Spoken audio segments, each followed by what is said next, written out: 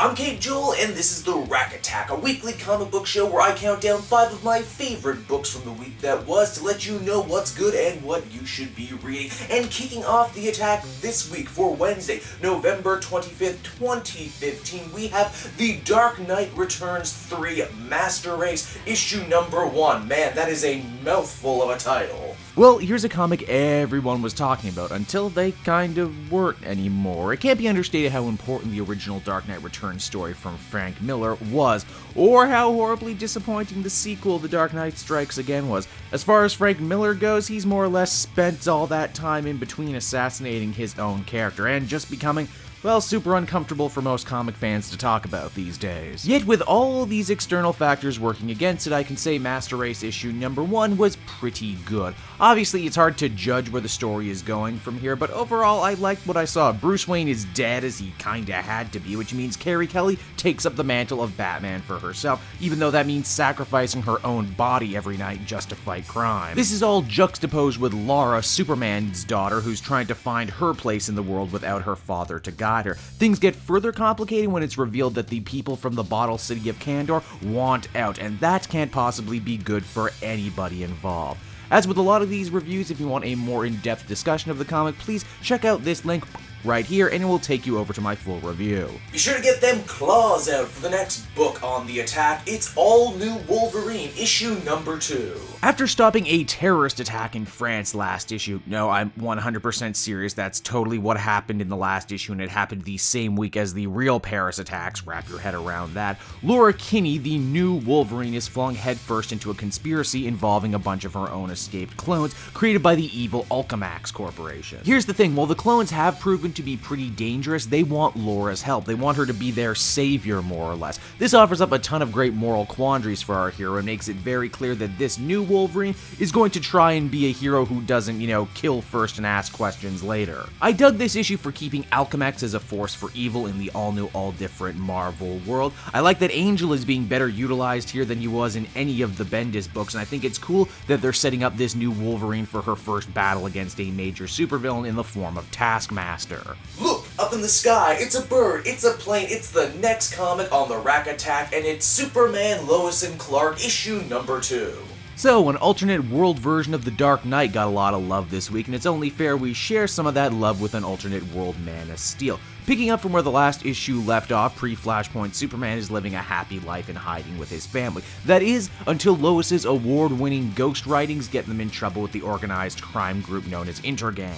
I freaking love me some Intergang, and I'm really happy to see them worked into this newest story. Now, Superman easily takes apart the thugs, but the bigger problem is keeping his family safe, but also hidden from the rest of the world. Then there's his son John, who's coming of age now, and is getting, harder and harder for him to deal with his whole dual alien heritage thing going on. Plus, there's the whole mystery in the background about Hank Henshaw's crashed spaceship and whether or not he'll become the cyborg Superman like he did in the old 52. Lois and Clark really is the kind of classic Superman romp that should surely please all fans of the Big Blue Boy Scout, past, present, and future. The penultimate book in the Rack Attack this week is a character that I've been championing since day one. That's right, everybody, it's Silk number 1. Cindy Moon has probably undergone more life changes in the 8 months Secret War gap than just about any other hero I'm currently reading. For one, she found her brother, but now he's suffering from brain damage. She's working with the villainous Black Cat, but only on the side to funnel information to S.H.I.E.L.D. She continues to fight crime, but has to make it look like she's not fighting crime as not to break her cover. She also continues to live and love and do all that other teen girl stuff that we know and love so much. Silk is still every bit the shameless 90s kid we all fell in love with back in the first run, what with her Pokeballs and her Legend of Zelda figures and her Sailor Moon posters.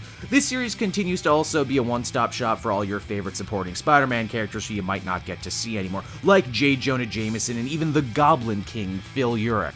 And lastly on the Rack Attack this week, we're looking in with everybody's favorite super spy. That's right, it's Greyson, issue number 14. This comic right here can be best described as a continuity junkie's dream come true. Ever since the series started, Dick has been working for the spy group known as Spiral, who was first created in the pages of Grant Morrison's Batman Incorporated. And it's right here in this issue where writer Tim Seeley starts to tie all of these pieces of continuity together, about Agent Zero, Dr. Dr. Daedalus, the Spider Program, it's all here. Beyond that, the New 52 version of Ladytron is a laugh ride who steals damn near every scene she's in, works well off Dick himself, and the comic concludes on Dick finally realizing that maybe it's time to take down his own agency.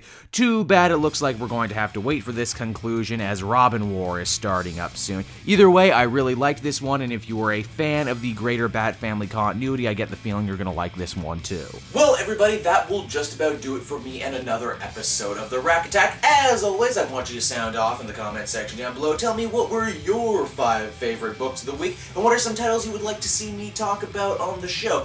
And if you want to get yourself a cool Star Wars shirt like the one I'm wearing right here, then you should check out the awesome people over at Geek Fuel. Geek Fuel is a monthly box service wherein you get a crate filled with geeky goodies. You might be lucky and get a cool one like this. New shirts included in every box. So until next time, everyone, I will see you around. Hey everyone, thanks so much for watching my newest video. I hope you enjoyed it, and I hope you'll feel like checking out some more videos I have on offer here at Cape Joel.